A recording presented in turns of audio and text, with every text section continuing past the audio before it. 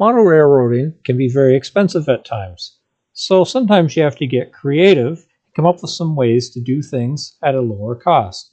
One of the things I've found by saving money is going to a local dollar store and finding things there I can use for my model train layout and such. The dollar store has many things to offer. Some things are pretty good, some not so good. I've not had very good experience with tools, so I personally wouldn't recommend buying tools at the dollar store.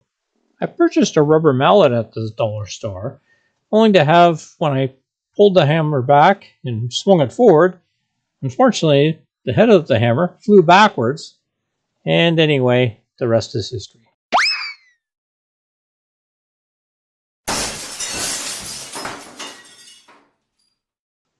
I also purchased an adjustable wrench from the dollar store, but when I went to use the adjustment, the whole thing fell apart in my hand.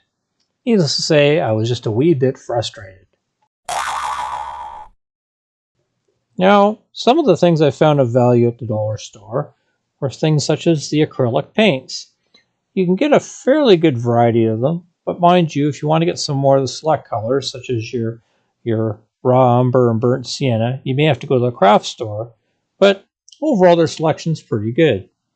Floral Foam is another product that I bought at the dollar store, and I use that in making my coal loads.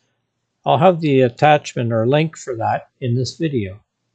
One item that might surprise you that I purchased was scouring pads. Why scouring pads, you ask? Well, I used it on a narrow shelf of my layout to show hills and that off in the background.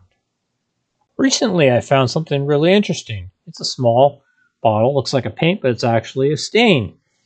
Now what a better thing to use when you're maybe doing a wood project like a building or doing railway ties or what have you. And here you can see I tested it out on a block of wood. It came out pretty cool. And the one I saw had different shades. I believe this is a walnut, but there's other options as well. Another item that I found for making coal loads was basically what looked like coal itself. And as I mentioned earlier, I left a link for how I made those coal loads. I've also had some pretty good luck finding things that look like either gravel, larger maybe boulders or riprap, and even ballast, such as here. The one thing you should always check, as you can see in the video here, is to make sure it's not magnetized. Otherwise, you wouldn't want to put it near your track and your engines.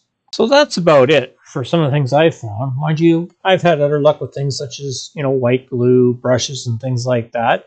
Just keep in mind it is dollar store items, so you're not going to necessarily get high quality, but it should be good enough for things like scenery and such.